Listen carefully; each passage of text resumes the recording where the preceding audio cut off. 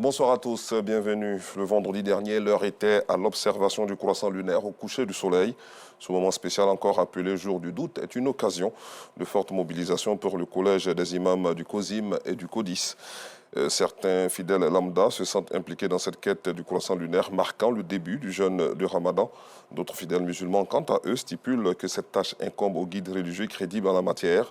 L'observation du croissant lunaire, quel sens? C'est la trame du dossier de la rédaction signée Joël Gosset et qui vous sera proposé à 19h30. Toujours à propos du mois de Ramadan, le premier jour de cette période de partage, de pénitence et de prière ne passe aucunement inaperçu pour les musulmans. Depuis hier, femmes et hommes ont pris d'assaut marchés et grandes surfaces afin de s'approvisionner et faire leurs achats dans une bonne ambiance. Voici donc le compte-rendu de Théodore Zouzou, Abdoulaziz Daramé et Kader Batil. C'est dans ce marché de la commune de Yopougon que Sangaré est venue se ravitailler pour la rupture du jeûne de ce soir. Un geste qu'elle répétera chaque jour du mois de Ramadan. Je suis venue faire achat, c'est bien passé, ça va aller. Je suis venue acheter des oignons, à tomates, à l'ail aussi, pour aller faire manger pour couper carême. Tout comme Sangaré, Aramata est venue faire aussi ses achats. Elle fait cependant un constat, la hausse du prix des denrées alimentaires. On a commencé à Ramadan. Donc je venais acheter, comme on dit, 1000. On va faire zone commis. En tout cas, tout c'est cher. 1 kilo de Niemoko, 10 000 francs. 1000 à 600. Tu vas non? En allant à 50-50, ça devient 100 francs. Comme ce mois de Ramadan, on ne fait pas comme on va faire, mais on se débrouille.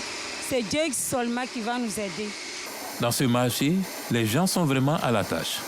Quand ces meuniers s'empressent pour satisfaire leurs clientes, les vendeuses ambulantes proposent leurs produits aux passants. Benelou est vendeuse de légumes. Elle fait de bonnes affaires à l'entame de la période du jeûne musulman. En tout cas, ça a bien commencé. Si ça pouvait se terminer comme cela, ça va nous arranger. Pour le moment, il y en a, ça ne manque pas. Les aubergines, en tout cas, tous les condiments sont sur le marché. En Gré, commune de Cocody, l'ambiance est tout autre dans ce supermarché. Il est bondé de monde et l'on ne s'entend presque pas. C'est ici que Noura est venue faire ses achats. Elle préfère venir s'approvisionner en ce lieu le premier jour de Ramadan pour plusieurs raisons. J'ai attendu le premier jour parce que les autres jours on est occupés à faire d'autres choses. Et puis avec tout ça, on devait attendre la confirmation de la lune. Peut-être que ce n'était pas aujourd'hui parce que tout dépend de la lune. Pour Hassan Kassen, c'est clair, ce jour est exceptionnel. En tout cas, l'ambiance est bonne. Parce que c'est comme si tout le monde s'attendait à ça. Donc, on est dans le marché. Vous voyez, vous-même, vous voyez ce qui se passe. Il y a le monde, au moins tout le monde cherche à manger. Celui que nous traversons aujourd'hui est plus fort que les autres années. Le mois de jeûne est un mois de recueillement, de spiritualité, mais aussi de partage. D'où la nécessité de faire des emplettes pour sa famille, mais pour les autres aussi. Direction le centre-ouest de la Côte d'Ivoire, où il ne se passe pas de jour à Daloa, sans parler de vol de moto. Les mécaniciens sont les présumés coupables selon les populations. Une stigmatisation que la Corporation des mécaniciens spécialisés refute. Pour ce faire, elle veut structurer sa coopération afin de démarquer le groupe spécialisé en moto des autres. Une cérémonie de changement a eu lieu le week-end dernier dans la cité de l'Antilope. Le reportage de Théodore Zouzou vous sera proposé tout à l'heure dans la grande édition. À l'international, les médiateurs ouest-africains dépêchés en Guinée-Bissau ont préparé un projet d'accord sur une date des élections, ont-ils indiqué dans un communiqué, ajoutant avoir quitté le pays après des menaces d'expulsion du président Oumarou Sissoko Embalo.